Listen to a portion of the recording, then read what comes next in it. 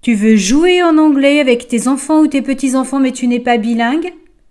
Aujourd'hui, je t'explique comment organiser des super après-midi in English avec un jeu tout simple. Ce jeu, c'est le Lynx.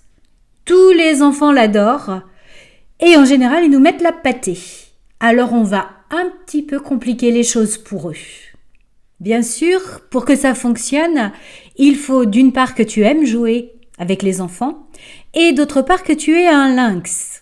Mais si tu n'en as pas et qu'il n'y a pas de ludothèque dans les 100 km à la ronde autour de chez toi, à la fin de la vidéo, je t'explique comment créer le tien.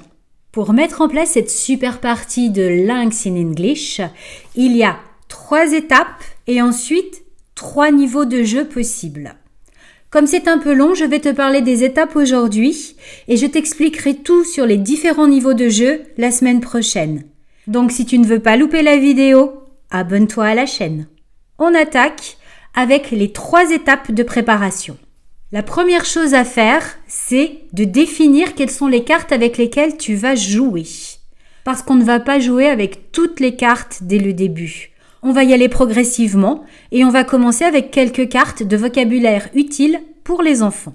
Entre parenthèses, c'est une habitude que je vois beaucoup chez les adultes qui adorent les listes de vocabulaire. C'est une grosse perte de place mémoire. Donc soyons pragmatiques, apprenons du vocabulaire utile. On va donc commencer par trier les cartes. Il y aura 3 catégories de mots. La catégorie 1, c'est celle des mots qui sont utiles pour les enfants et que tu connais. La catégorie 2, c'est celle des mots qui seraient utiles pour les enfants, mais tu les connais pas. Et la catégorie 3, c'est celle des mots qu'ils n'utiliseront jamais. Voici quelques exemples qui me semblent intéressants pour les enfants.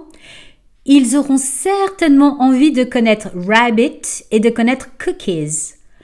Seront peut-être un petit peu moins enthousiastes à l'idée d'apprendre broccoli, mais il y en a un qui marche à tous les coups, c'est le Brussels sprout, à cause du son, je crois. En revanche, ont-ils réellement besoin d'apprendre laptop?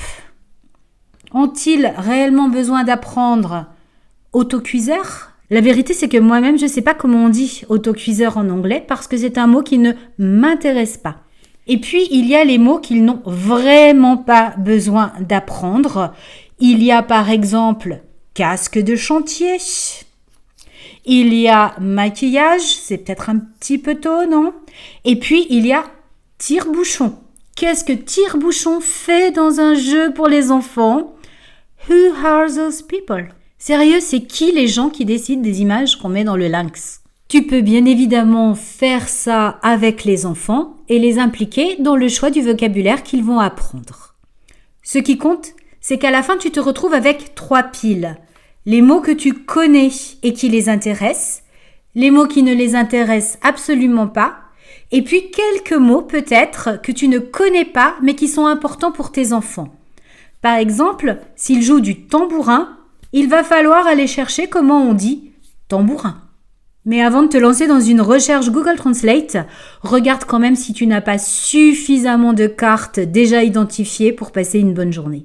Si tu décides qu'il y a des cartes très importantes pour les enfants et que tu ne connais pas le mot anglais qui s'y rapporte, eh bien il va falloir aller le chercher.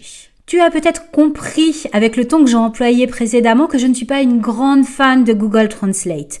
Personnellement, je préfère une application plus sérieuse comme Lingui lorsque je ne connais pas un mot.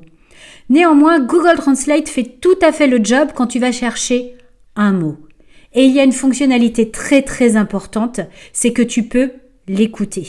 En effet, apprendre un nouveau mot de vocabulaire en anglais sans savoir comment il se prononce, ça ne sert à rien.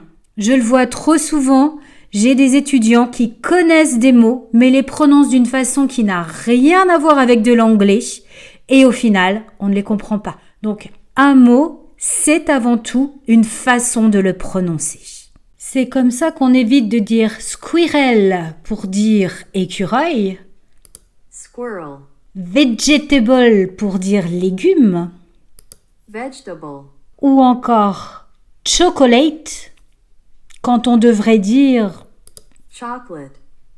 chocolate. Et bien sûr, tu peux préparer tout ça avec les enfants. Il y a un sacré potentiel de fou rire quand on travaille sur la prononciation des mots anglais. Surtout avec squirrel. Alors ne t'en prive pas. À propos, il y a un écureuil dans le jeu du lynx. Je te laisse à la préparation de tes cartes. On verra la semaine prochaine comment jouer en corsant le jeu petit à petit. Donc si tu ne veux pas louper cette deuxième vidéo, n'oublie pas de t'abonner à la chaîne, ça se passe là-dessous. Maintenant, si tu n'as pas de jeu disponible, eh bien tu peux tout à fait construire le tien. C'est super simple et ça fait une nouvelle activité à faire avec les enfants. Étape 1. Tu vas chez le marchand de journaux et tu achètes 2 exemplaires identiques de n'importe quel magazine pour enfants. Étape 2. Tu choisis avec les enfants quels sont les mots qu'ils voudraient voir sur leur lynx maison. Étape 3. C'est parti pour le découpage et le collage. Tu découpes, ou encore mieux, tu fais découper aux enfants toutes les images qui les intéressent en double exemplaire. Tu colles un exemplaire sur un grand carton blanc, le deuxième exemplaire sur des petites cartes.